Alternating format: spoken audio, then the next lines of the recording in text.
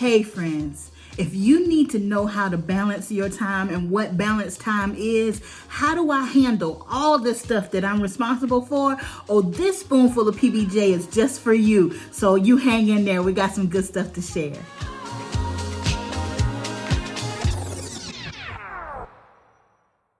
Hey friends, it's Dr. Jackson with your spoonful of PBJ for the week.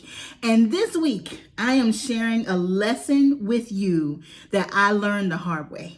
This is one that I keep tucked in my heart. I'm not always perfect with it, but when I take these steps and when I apply them to my life, it makes all the difference for me. So let me just start with sharing with you how I learned this lesson, and then I'm going to tell you what I learned. So back in, I would say from 2007 to 2011, I was kind of in this space. I was single, working very hard at my career. I had seen some success, but just grinding. I mean, grinding, like working the hard hours, the long hours, taking all of the responsibilities that maybe other people who had families or other responsibilities couldn't do or didn't want to do. I was always willing to stay late to do whatever was needed. I was working in the church and ministering to youth and to women. I was working at my job and just kind of doing the things that I felt like I was supposed to. Not perfect, ever, never been perfect, but just doing the things I felt like I was supposed to be doing. While I was doing all those things and grinding, there was a very deep feeling of frustration because I was watching all the things that I desired and I wanted and I was praying for, and it felt like everybody else was getting those things. My friends were getting married and people were getting promoted and different great things were happening, and my life wasn't bad. It just felt like I was stuck, just kind of grinding and stuck. And it just caused this deep frustration. It felt like everything that I prayed for, everything that I longed for, it just wasn't coming to me. But 2012 came. And let me tell you, when 2012 came, it was my year. It was my year. I don't know what was going on with you in 2012, and I hope it was okay for you. But for me, in 2012, I was floating. I was not even walking on the ground anymore. Let me tell you about 2012. So in 2012, got engaged, and married the love of my life. And he is the most phenomenal man and perfect fit for what I need and what I desire. All in 2012. In 2012, I became a mama. My husband had a daughter from previous relationship. She was 12 years old at the time. And she could have said, I'm good, got a mama, all is well, y'all do your thing, but I'm good. She didn't do that. She welcomed me with open arms. So I became Mama Patrice in 2012. In 2012, I got the biggest promotion on my job to that date. All at the same time in 2012. In 2012, I finished my coursework towards my doctorate degree. Listen, 2012 was my year. It was like God opened up the windows of heaven and just dumped and poured all the stuff that I was praying for, crying for, desiring for. It just flooded my life. All at the same time. Y'all, you couldn't tell me nothing. You hear me? I was glowing. Until I wasn't. By about October 2012, even though I was still grateful and everything was wonderful, I was broken. I was broken because I began to understand that all the things I had desired and all the things that I had asked for and prayed for and longed for, all of those things came with responsibility. And I didn't know how to handle it. So I had a brand new job that my boss had trusted me and gave me, and I, went through all the process and was hired for. And was I to go to my boss and say, you know what, I'm so grateful that you trust me and you gave me this wonderful opportunity that I've been waiting for, but I have this great new family at home and I've been waiting for them as well. So I'm gonna be at work and I'm gonna do a good job, but I can't do over and above because I gotta take care of this family. Or was I to go to my new husband and say, listen, I've been waiting for you all my life. You hear me? Like, I've been dreaming about and anticipating the day that we would come together, but I got this great new job. So if you'll just give me a little grace, I'm going to figure this job thing out and then I'll be a better wife. I'll learn how to be your wife. I'll still be here. We're going to be cool, but I just can't give you my all because I got this going on. Or was I to go to my baby girl and say, I am so grateful that you want me to be a part of your life. And I am so grateful to have you as a part of mine. But I got this school thing and this work thing going on. So if you'll just, give me a little grace, like we're going to be cool. We're going to get to know each other. But just give me a little bit of space because I got to go do these things. And then we can, what was I willing to fall? What was I willing to let go of? None of it. None of it. So I had to find a way. I had to find a way to carry all of my stuff because I was not willing to let any of that go. I had waited too long. I had prayed too hard. I had sown too many seeds to let those blessings go. So I had to find a way. You hear me? I had to find a way to make all of this work. And I know I'm not the only one. I know I'm not the only one. You know that friend or that colleague, you ask them, how are you doing? And you get the, I'm just tired. I'm tired. When they say they're tired, they're not saying they need a nap, okay? What they're saying is even when they sleep, they can't rest. Sometimes, even when you sleep, you cannot rest because you've got so many responsibilities. And all blessings, all good things, I'm not even talking about bad things, all good things, but everything comes with a cost. Everything, every blessing comes with a responsibility. So sometimes you got to recognize what is on your plate, right?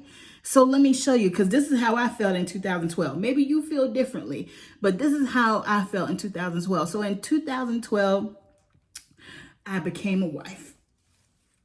And I had waited forever, it felt like, to become a wife to the right man. And God blessed me to do that in 2012. So I was Edward's wife and also Dayana's mama. Because if anybody knows me, the one thing that I would give it all up for is my family. The one thing that I would let it all go for is my family. So I had my baby girl.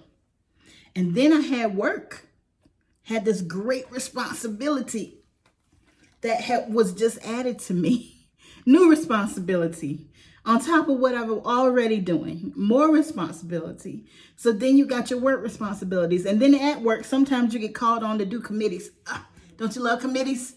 You get this committee work, right? It's not even in your job description, and you're honored because you're honored to be recognized as someone who can handle it, somebody who can do it, but it's still another responsibility. And don't forget about the stuff you do outside of work.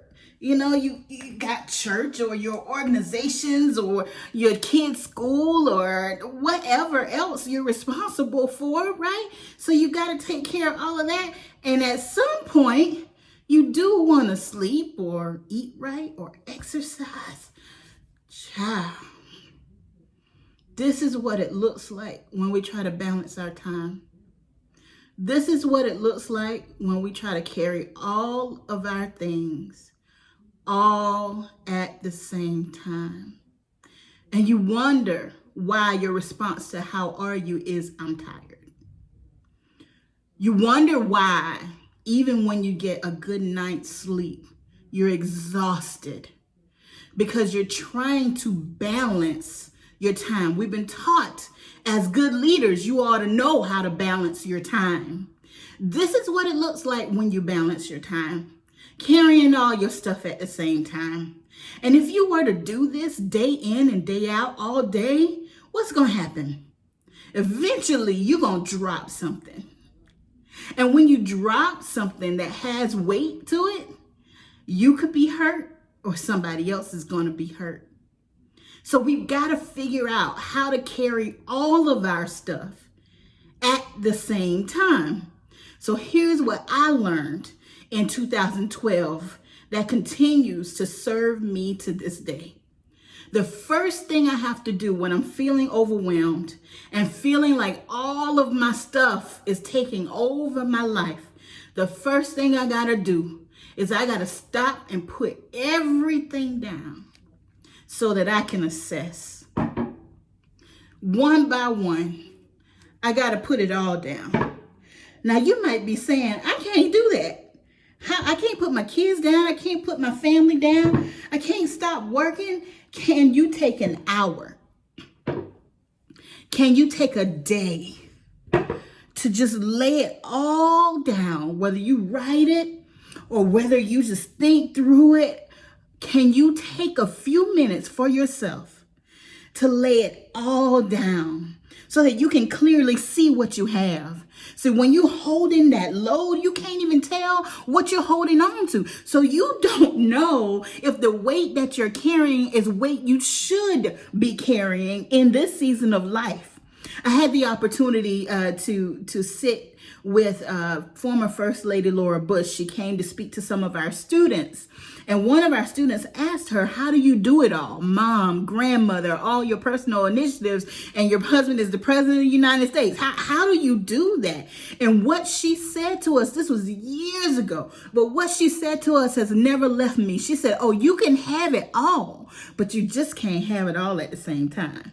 And that thing hit me and it never left me. You can have it all, but you can't have it all at the same time. It is dangerous to carry all of your stuff at the same time. So you got to stop and assess, put everything down, look at what you got, and anything that is not a priority, set it to the side. Some things need to be thrown away. You know that. Some things just let it go. Other things, they're not necessarily things that you have to trash, but maybe you need to set them aside. You need to set them down so that you can come back to them at a different time. Now, even after you've done your assessment and you have set some things down, you may recognize that there's still a lot of weight that you carry. So how do I carry what's left? How do I manage what's left? Because like I said, there's certain things that we're just not willing to put down. There's certain things that we're just not willing to let go. So here's what I learned. Once I recognize and assess what I have, and I've identified what my priorities are, and there are times when those priorities will conflict, they will conflict against each other, then I've got to figure out how to handle my responsibilities. Here's what I do. One weight at a time. One responsibility at a time. So in this moment, I have made the decision and the choice that I'm going to spend it with all of you. I feel like this message is important. I feel like it's going to help somebody. And because of that, I have chosen, my family, we've all discussed it, I'm going to spend this few minutes with you. So you are my responsibility of the moment. That doesn't mean I'm not Edward's wife. It doesn't mean I am not baby girl's mama Patrice, but it does mean that they are well, they are taken care of. And for these few minutes, I can devote my attention and my time to you. And I'm going to give you the best that I got in this time. In this few minutes that we're together, I'm going to give you the very best that I have. And when our time is up, and it's time for me to make a transition or to make a change, I'm going to take my educator, trainer, teacher, encourager hat. I'm going to put that down and I'm going to pick up my family weight. and I'm going to go take care of my family. I'm going to go wash these good dishes that are waiting on me outside. I'm going to go make sure that our dinner is done. I'm going to spend time with my family. And I'm just going to be Patrice. I'm going to be Edward's wife and baby girl's mom, Patrice. And that's going to be my responsibility of the moment. When it is time for me to go to work, when it's time for me to go to work and I've done everything that I need to do for my family, I've made sure they've taken care of, even thought about what we're having for dinner tonight. When it is time for me to put my family weight down, not away, but to lay it down and pick up my work weight, then I'm going to pick up my work weight and I'm going to give everything I've got at work. I'm going to give everything I've got at work. And when work is over and when it's time for me to come home, I'm going to lay it down and I'm going to come home and be Edward's wife. This is what I've learned. One responsibility at a time. One weight at a time. And I got to give you this for a bonus.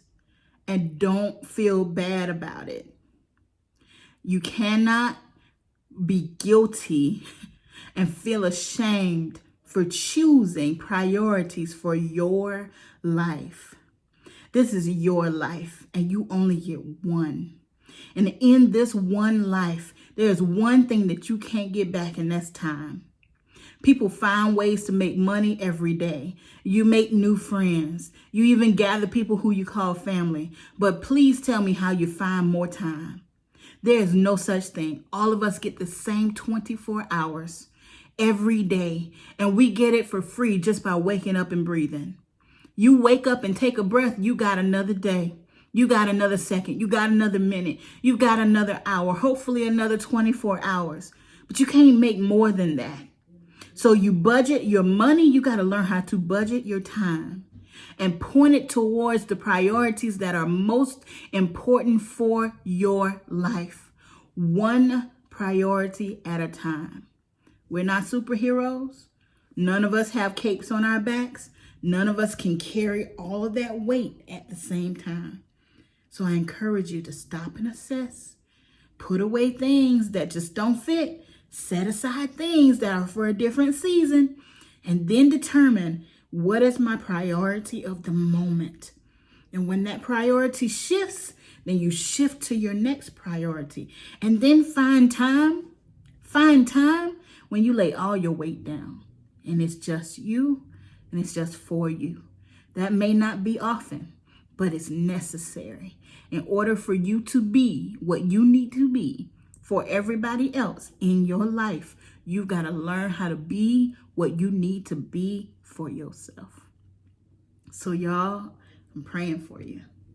And this week, I pray that you will make intentional decisions of how to spend your time and what your priorities are, and that you will learn how to choose one priority per moment and not feel bad about it and not feel guilty about it, but to give it everything you got in that moment. And when the moment changes, you pick up your next priority and you do the next thing. Y'all have a good week. Have a good week. Find a blessing in this week. Find the sunshine in this week. And you hold on to that until we can come back together again. All right. Thank y'all. Have a good day. Bye.